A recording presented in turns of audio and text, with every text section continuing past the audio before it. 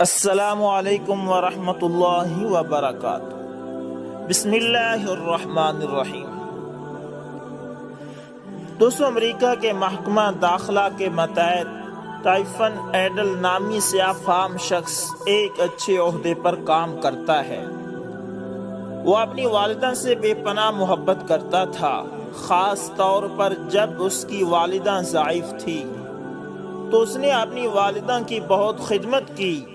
ہمارے لیے یہ بات شاید نارمل ہوگی، لیکن امریکہ جیسے معاشرے میں یہ ایک انہونی بات تھی۔ وہاں جب والدین یا انسان بوڑھے ہو جاتے ہیں تو ان کو اولڈ ہوم بھیج دیا جاتا ہے۔ گو کہ اولڈ ہوم میں اچھی سہولیات ہوتی ہیں، شاید وہاں بزرگوں کو ان کے گھروں سے زیادہ بہتر حالت میں رکھا جا سکتا ہے، لیکن وہاں اپنے نہیں ہوتے، وہاں خون کے رشتے نہیں ہوتے، اس لیے وہ جگہ زیادہ تر لوگوں کے لیے ایک جیل یا سزا سے کم نہیں ہوتی۔ مگر اس کے باوجود یورپ اور امریکہ جیسے جدید معاشروں میں یہ بات عام ہے۔ وہ لوگ اپنی مرضی کی زندگی گزارتے ہیں، ان کے جوانی عیاشیوں میں گزر جاتی ہے اور بڑھاپا یوں ہی اولڈ ہوم اور فلاحی اداروں میں گزرتا ہے۔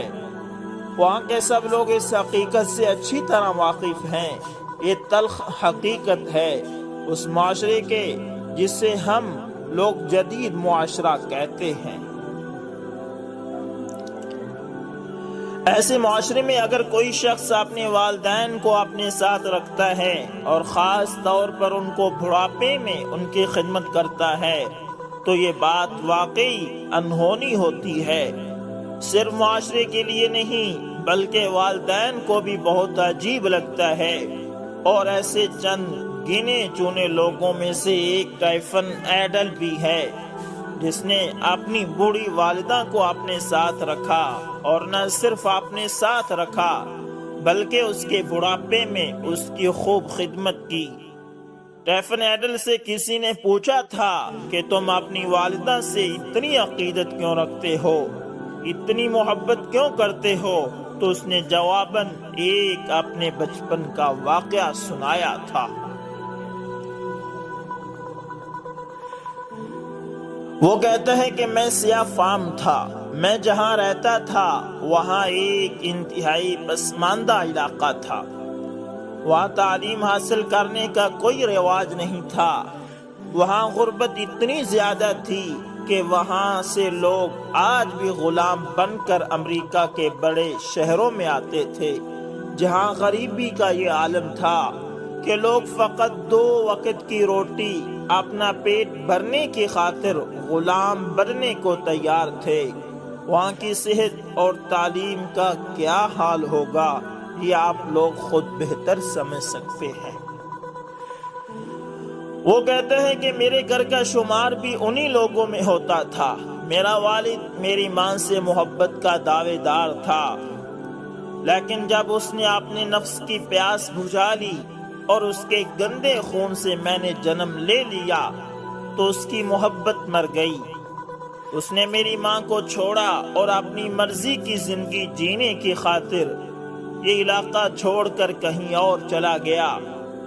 اس کے جانے کے بعد میری ماں ٹوٹ کر رہ گئی، لیکن میری ماں نے پھر خود سے عہد کیا کہ وہ مجھے ایک ایسا انسان بنائے گی جو نہ تو کسی کو اپنا بنا کر بیچ راہ کے چھوڑے گا اور نہ ہی اپنی ہوس مٹانے کی خاطر کسی سے محبت کا ڈھونگ رچائے گا۔ ایسا انسان بنائے گی جسے اپنی ذمہ داریوں کا خوب احساس ہوگا۔ اپنے اس وعدے کی تکمیل یا اپنے اس خواب کو پورا کرنے کے لیے میری ماں نے مجھے ساتھ لیا اور ہم لوگ نیو یارک میں آ بسے۔ نیو یارک امریکہ کے جدید ترین شہروں میں سے ایک ہے، بلکہ جدید ترین شہر ہے۔ یہاں رزق کمانے کے مواقع زیادہ ہوں، گو کہ جتنی یہاں محنت کرنی پڑتی ہے شاید اس حساب سے اجرت تو نہیں ملتی ہوگی، لیکن یہ بات ہے کہ یہاں کام ضرور مل جاتا ہے، محنت کرنے کو مل جاتی ہے۔ میری ماں مجھے لے کر آئی تو یہاں ہمارے پاس کوئی ٹھکانہ نہیں تھا۔ ہم لوگوں نے پارک میں لگے ہوئے ایک بڑے اور پرانے درخت کی جڑوں میں جگہ کھود کر ایک کھچار بنائی اور وہاں رہنے لگے۔ 2 دن تک میری ماں کو کھانے کو کچھ نہ ملا، لیکن میں اپنی ماں کے سینے سے خوراک حاصل کر کے اپنی بھوک مٹاتا رہا۔ 2 دن بعد میری ماں نے ادھر ادھر کی دکانوں کے سامنے سے کھانے پینے کی چیزیں اکٹھی کر کے اپنی بھوک مٹانا شروع کر دی۔ ساتھ ساتھ وہ کام ڈھونڈتی رہی۔ گو کہ اب حالات بہت بدل چکے تھے۔ سیاہ فام اور سفید فام کے درمیان حکومتی کوشش سے فرق تقریباً مٹ چکا تھا، لیکن اس کے باوجود آج بھی بہت سارے لوگوں کے دلوں میں یہ بات موجود ہے کہ وہ خود کو دوسروں سے افضل سمجھتے ہیں، اور ایسی سوچ کے لوگ ہر جگہ پائے جاتے ہیں۔ اسی لیے میری ماں کو کام ڈھونڈنے اور کام ملنے میں بہت ٹائم لگ گیا، لیکن یہ ہے کہ اس ٹائم کو میری ماں نے ضائع نہیں کیا۔ کام ڈھونڈنے کے دوران اس کو جن مشکلات سے گزرنا پڑا، ان مشکلات کا فائدہ ہمیں بعد میں یہ ہوا کہ ہمیں کسی قسم کی کسی بھی حالات میں کوئی پریشانی نہ ہوتی۔ کہیں سے جاب چلی جاتی تو بھی ہم لوگ خاموشی سے برداشت کر لیتے اور اپنا گزارا کر لیتے۔ کہیں اور جاب مل جاتی تو بھی شکر گزاری کرتے۔ اسی دوران میری ماں کو ایک پولیس افیسر کے گھر کے اندر کام مل گیا۔ اس پولیس افیسر نے ہم کو اپنے گیراج میں رہنے کے لیے جگہ بھی فراہم کر دی۔ یوں ہمارے رہنے کا مسئلہ بھی حل ہو گیا اور مستقل ملازمت بھی ہمیں مل گئی۔ وہ پولیس افیسر اچھے عہدے پر تھا۔ اس کے بچے بہترین سکول میں پڑھتے تھے۔ چونکہ بچوں کے دل میں نفرت بالکل بھی نہیں ہوتی، اس لیے وہ بچے میرے ساتھ کھیلنے کے لیے میرے گھر آتے رہتے تھے۔ میری والدہ نے ان بچوں کے ذریعے مجھے پڑھانا شروع کر دیا۔ وہ بچے تب 5ویں درجے میں پہنچ چکے تھے، اس لیے مجھے پڑھانا ان کے لیے مشکل نہیں تھا، مگر مجھے سمجھانا ان کے لیے ممکن نہیں تھا۔ وہ بچے آ کر مجھے پڑھاتے، لیکن میں ان کی بات نہ سمجھ پاتا۔ میری والدہ جو پاس بیٹھ کر یہ سارا ماجرا دیکھ رہی ہوتی، انہوں نے اس مسئلے کا یہ حل نکالا کہ ان بچوں سے وہ خود پڑھتی، سیکھتی اور سمجھتی، اور پھر بعد میں وہ سب کچھ مجھے پیار سے سمجھاتی اور سکھاتی۔ یوں میری تعلیم کا سلسلہ بھی شروع ہوا تو میرے ساتھ میری والدہ کی تعلیم کا سلسلہ بھی شروع ہو گیا۔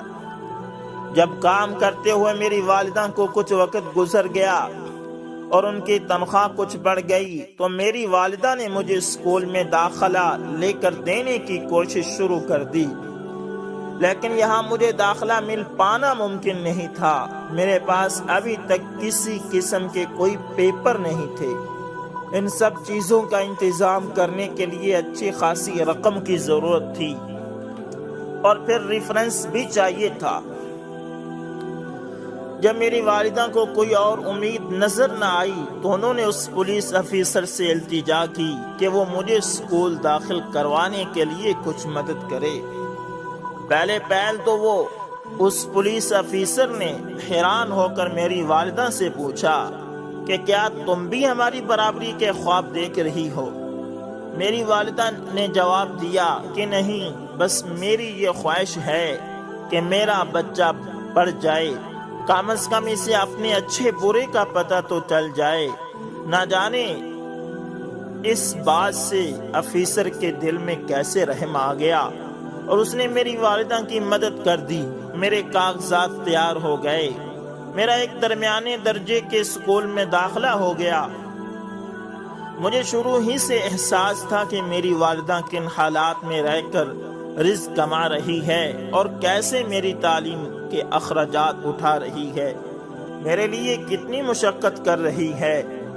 یہی وجہ تھی کہ میں شروع سے ہی پڑھائی میں بہترین رہا۔ میں پڑھتا رہا، کامیاب ہوتا گیا۔ یہاں تک کہ میں نے بزنس ایڈمنسٹریشن میں اپنی ڈگری مکمل کر لی۔ جس دن میں نے ڈگری مکمل کی اس دن پہلی بار آ کر میں نے اپنی ماں کو اپنے سینے سے لگایا۔ اس سے پہلے ہمیشہ میری ماں مجھے اپنے سینے سے لگایا کرتی تھی۔ میری ماں نے مجھے ڈھیر ساری دعائیں دی اور اس خواہش کا اظہار کیا کہ وہ مجھے اور کامیاب ہوتا ہوا دیکھنا چاہتی ہے۔ وہ دیکھنا چاہتی ہے کہ میں اور کامیاب ہوں۔ میں نے مزید کامیابیوں کے لیے اپنی کوششیں شروع کر دی۔ اسی دوران میری ماں کو کینسر کی تشخیص ہو گئی۔ میں اپنے باقی ساری چیزیں چھوڑ کر اپنی ماں کی طرف متوجہ ہو گیا۔ اپنی ماں کا علاج معالجہ کرایا۔ ایک طرف میری ماں کو صحت ملی، یوں کہہ لیں ان کو دوبارہ زندگی ملی، تو دوسری طرف مجھے یہاں ملازمت مل گئی۔ میں گورنمنٹ کی طرف سے ایک اچھے عہدے پر فائز ہو گیا اور پھر ترقی کرتا گیا، یہاں تک کہ آج اس عہدے پر پہنچ چکا ہوں۔ جس دن پہلی بار ملازمت حاصل کر کے میں اپنی والدہ کے پاس گیا تھا، تب انہوں نے مجھے کہا تھا کہ آج تک میں نے تمہارا بوجھ اٹھایا ہے، آج سے تم میرا بوجھ اٹھائے گا۔ تو میں نے اپنی والدہ کے پاؤں چومتے ہوئے کہا تھا کہ ماں یاد رکھنا، شاخوں کے لیے پھول کبھی بوجھ نہیں ہوتے بلکہ شاخوں کا سنگھار ہوتے ہیں، اور پھول کے لیے خوشبو کبھی بوجھ نہیں ہوتی بلکہ خوشبو سے پھول کی قیمت بڑھ جاتی ہے۔ بالکل ایسے ہی اولاد کے لیے والدین کبھی بوجھ نہیں ہوتے بلکہ وہ سہارا ہوتے ہیں، اور میں ہمیشہ آپ کے سہارے کا محتاج رہوں گا۔ میری والدہ نے مجھے ڈھیر ساری دعائیں دی۔ پھر ایک عرصے تک میری والدہ میرے ساتھ رہی، یہاں تک کہ اس کا وقت پورا ہو گیا اور وہ چل بسی۔ میں نے بڑی بڑی تقریبات اور پارٹیاں اس لیے چھوڑ دی کہ میری والدہ میرے ساتھ نہیں جا سکتی تھی، اور میں والدہ کو چھوڑ کر دعوت اور تقریب میں شامل نہیں ہو سکتا تھا۔ جب میں لوگوں سے یہ کہہ کر معذرت کرتا کہ آج میری والدہ کی طبیعت خراب ہے، یہاں آج مجھے میری والدہ نے آنے کی اجازت نہیں دی، یا پھر میں والدہ کے بغیر آپ کی دعوت میں شامل نہیں ہو سکتا، تو لوگوں کو میری یہ بات بہت عجیب لگتی تھی۔ وہ حیران ہو کر مجھ سے پوچھتے تھے کہ تم نے ماں کو ابھی تک کہیں اولڈ ہوم میں کیوں نہیں چھوڑا؟ تو میں ان کو بتاتا تھا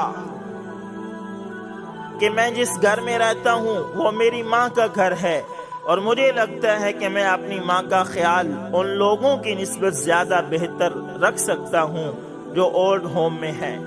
میری بات سن کر لوگوں کے سوال ختم ہو جاتے تھے اور وہ حیرت زدہ ہو کر میرا منہ دیکھنے لگتے تھے۔ یہ الگ بات ہے کہ میں پلٹ کر ان پر کبھی توجہ نہیں دیتا تھا۔ میری ماں نے میری شادی اپنی پسند کی لڑکی سے کروائی تھی۔ یہ بات بھی ہمارے معاشرے کے بالکل برعکس تھی، لیکن یہ حقیقت تھی کہ میں نے اپنی والدہ کی پسند سے شادی کی، اور میری والدہ نے مجھ سے عہد لیا تھا کہ میں کبھی اپنی بیوی کو کسی قسم کی کوئی تکلیف نہیں دوں گا، تنگ نہیں کروں گا۔ میں نے اس عہد کا خیال رکھا، اور آج بھی آپ میری بیوی سے جا کر پوچھ سکتے ہیں کہ میں نے زندگی میں کبھی اس سے اونچی آواز میں بات نہیں کی، اس سے تلخ نہیں ہوا۔ میری والدہ کی جتنی زندگی لکھی تھی انہوں نے وہ زندگی گزار کر پھر ان کو کینسر ہوا اور وہ فوت ہو گئی، لیکن میں ان کو آج بھی اپنے ساتھ محسوس کرتا ہوں۔ آج بھی جب میں لوگوں کو کہتا ہوں کہ اپنے والدین کی خدمت خود کریں، آج بھی جب میں لوگوں کو سمجھانے کی کوشش کرتا ہوں کہ ان کے والدین نے ان کے لیے کئی قربانیاں دی ہیں، لوگ حیرانگی سے میرا منہ دیکھتے ہیں، گو کہ اپنی والدہ کے بعد میں آج تک کسی کو زندگی میں قائل نہیں کر پایا کہ اس کے والدین نے اس کے لیے قربانی دی ہے، یا اس کو اپنے والدین کو اولڈ ہوم میں نہیں چھوڑنا چاہیے۔ مگر اس کے باوجود میں یہ کوشش کرتا رہتا ہوں۔ میں اس کہانی کے ذریعے تمام سننے اور دیکھنے اور پڑھنے والوں کو یہ بتانا چاہتا ہوں کہ آپ کی کامیابی کے پیچھے 70% ہاتھ آپ کے پالنے والوں کا ہوتا ہے، چاہے وہ آپ کے والدین ہوں یا پھر کوئی بھی شخص ہو۔ جو آپ کی پرورش کر رہا ہو۔ بالکل ایسے ہی اگر آپ ناکام ہوتے ہیں تو آپ کی ناکامی کے پیچھے بھی 70% ہاتھ انہی لوگوں کا ہوتا ہے۔ اللہ اکبر، اللہ اکبر۔ تو دوستو، یہ تھی آج کی کہانی جو آپ کے ساتھ شیئر کی ہے۔ اگر اسلام کا مطالعہ کیا جائے یا آپ علیہ السلام کی زندگی کا مطالعہ کریں تو اسلام یہی سبق دیتا ہے کہ اپنے والدین کی خدمت کریں۔ الحمدللہ مسلمانوں کے اندر یہ ہے کہ وہ اپنے والدین کی خدمت کرتے ہیں۔ دیکھیں اس کے ایک عمل سے لوگ اس سے کتنے متاثر ہو رہے ہیں کہ وہ اپنی والدہ کی خدمت کرتا تھا، اور اسلام نے بھی یہ کنسیپٹ دیا ہے کہ والدین کی خدمت کریں۔ اللہ تعالیٰ سے دعا ہے کہ اللہ تعالیٰ ہمیں بھی اپنے والدین کی آنکھوں کی ٹھنڈک بنائے۔ ملتے ہیں کسی نیکسٹ اچھی سی ویڈیو کے اندر دوستو، تب تک کے لیے اللہ حافظ، جزاکم اللہ خیر۔